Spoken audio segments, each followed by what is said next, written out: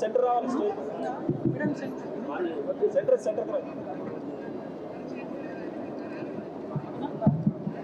ముందుగా ఇక్కడికి విచ్చేసిన పెద్దలందరికీ, ఎందుకంటే దాదాపు ఇక్కడికి వచ్చిన వాళ్ళందరూ సాయికి కుటుంబ సభ్యులే కాబట్టి ఎవరి పేరు చెప్పకపోయినా అంతా ఒక కుటుంబం కాబట్టి ప్రతి ఒక్కరి పేరు చెప్పకపోయినా సాయిని మీ గుండెల్లో ఒక మనిషిగా ఉంచి, మీ గుండెల్లో సాయి లేడు అని ఎంత బాధ ఉన్నప్పటికీ కూడా సాయికి మా వంతుగా నివాళులు అర్పించాలని చెప్పి ఇక్కడికి విచ్చేసిన ప్రతి ఒక్కరికి పేరు పేరున సాయి చంద్ తరపున ఉద్యమాభివందనాలు.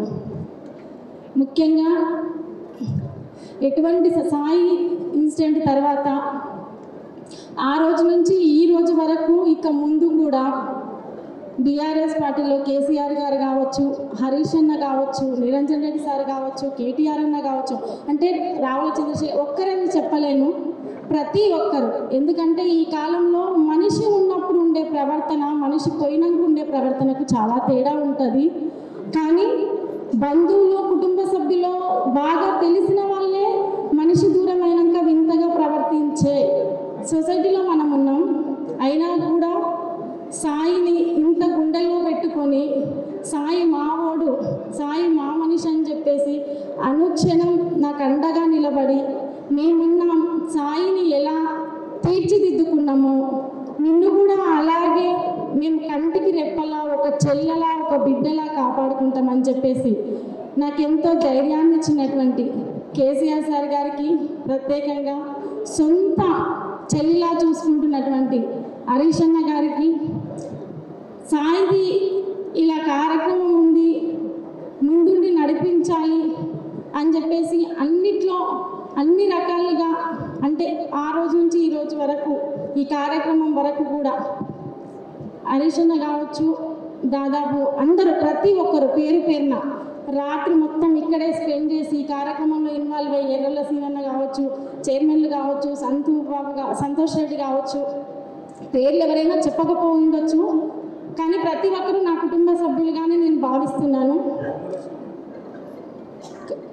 ముఖ్యంగా సభ చూస్తే నాకు సాయి గుర్తుకొస్తాడు, మైక్ చూస్తే సాయి గుర్తుకొస్తాడు, పాట చూస్తే సాయి గుర్తుకొస్తాడు, తెలంగాణ పిలుపు వింటే సాయి గుర్తుకొస్తాడు, బీఆర్ఎస్ పార్టీ అంటే సాయి గుర్తుకొస్తాడు. సాయిని, తెలంగాణని, సాయిని, కేసీఆర్ గారిని, సాయిని, హరీష్ అన్నని, సాయిని, బీఆర్ఎస్ పార్టీ కుటుంబాన్ని, సాయిని, తెలంగాణ సమాజాన్ని నేను ఈ రోజు వరకు వేరు చేసి చూడలేదు.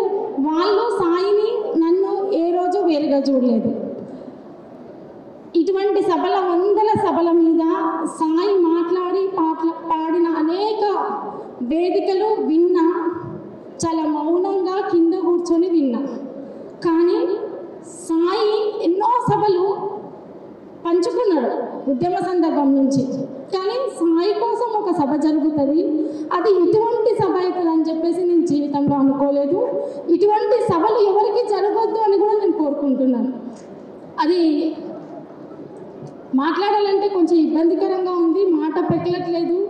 అయినా సరే కొన్ని విషయాలు, ఎందుకంటే ఆనాటి నుంచి ఈనాటి వరకు నాకు ఎంతో ధైర్యాన్ని ఇచ్చి ముందుకు నడిపిస్తున్నారు కాబట్టి కొన్ని విషయాలు పంచుకోవాలన్న దాంతో నేను మీతో పంచుకుంటున్నాను. సాయి గురించి చెప్పాలంటే సాయి నిజంగానే ఒక ఆయుధం, కానీ ఆ పదునెక్కింది మాత్రం కేసీఆర్ గారు, హరీష్ అన్న వీళ్ళ వల్ల మాత్రమే సాయి ఆయుధం పదునెక్కింది. పదునెక్కి తెలంగాణ మొత్తం తిరిగింది, తెలంగాణలో ప్రతి గడపకు చేరింది, ప్రతి ఇంటికి చేరింది. ఇంకా సాయి ఎన్నో పుట్టినప్పటి నుంచి ఆయన ఎదుర్కొన్న అన్ని సమస్యలు ఒకటని చెప్పలేము. నాకు తెలిసి జీవితంలో సాయి చూడని కష్ట నష్టాలు ఏవీ లేవు, చాలా ఉన్నాయి. తను ఎక్కడి నుంచి అయితే వచ్చాడో, ఎంత కష్టపడి వచ్చాడో, ఏ వర్గాల ప్రజల నుంచి వచ్చారో, సమాజంలో ఎటువంటి సమానత్వం కావాలని కోరుకున్నాడో, కాబట్టి తను ఆ నినాదాన్ని తన పాట ఉన్నంత వరకు, తన ప్రాణం ఉన్నంత వరకు తీసుకెళ్లాలని అతను ఏ రాజకీయ కూడా మళ్ళీ తను ఏ వర్గాల నుంచి వచ్చిన అదే అంబేద్కర్ వాదిగా ఆ నినాదాన్ని ముందుకు తీసుకెళ్లడంలో కూడా సాయి అత్యంత కీలకమైంది. అయితే ఈ సభ సందర్భంగా ఇంకొక చిన్న అంశం, సాయి తర్వాత నా పరిస్థితి నిజంగా ఒక యుద్ధం జరిగిన తర్వాత ఆ యుద్ధంలో గెలుపొంది లేదు రాజ్యం పొందిన వాళ్ళ గురించి అందరూ మాట్లాడుకుంటారు.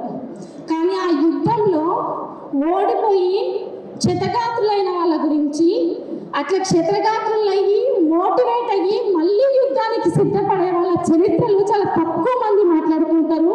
వాళ్ళు ఏదో ఒక రోజు అంత పోరాటం చేసి మళ్ళీ యుద్ధాన్ని జయిస్తారు. ఆ యుద్ధాన్ని జయించడానికి కొంతమంది వ్యక్తులు ముందు ఉండి వాళ్ళని మోటివేట్ చేసి నడిపిస్తారు. అదే ఇప్పుడు బీఆర్ఎస్ పార్టీ నన్ను నడిపిస్తుంది. అదే కేసీఆర్ గారు, అదే హరీష్ అన్న. రేపు భవిష్యత్తు తెలంగాణకు కావచ్చు, పార్టీకి కావచ్చు, లేదు తెలంగాణకు కావచ్చు, రెండు కళ్ళలా దిక్చూచిగా హరీష్ అన్న కావచ్చు, కేటీఆర్ అన్న కావచ్చు, ఇద్దరు ముందుండి నడిపిస్తున్నారు.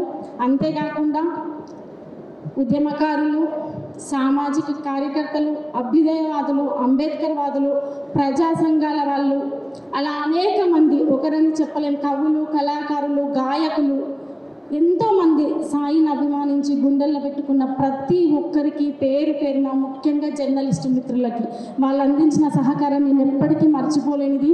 సాయితో పాటు కలిసి ప్రయాణించిన కళాకారులందరూ సాయి మీద అభిమానంతో ఎంతో సొంతంగా ఖర్చు పెట్టుకొని ఎన్నో పాటలు రాసి ఒక సంవత్సర కాలంగా సాయి లేడు అని ఏ రోజు అనిపించకుండా నన్ను ముందుకు నడిపిస్తున్న ప్రతి ఒక్కరికి, మున్మడి పాలమూరు జిల్లా వాసులకి, యావత్ తెలంగాణ ప్రజలకు పేరు పేరున సాయికి నివాళులర్పించడానికి వచ్చిన మీ అందరికీ ఈ క్షణం నుంచి చివరి క్షణం వరకు సాయికి ఎలా సహకరించారో నాకు అంతే విధంగా అలాగే సహకరించాలని కోరుతూ, జై తెలంగాణ, జోహర్ సాయి.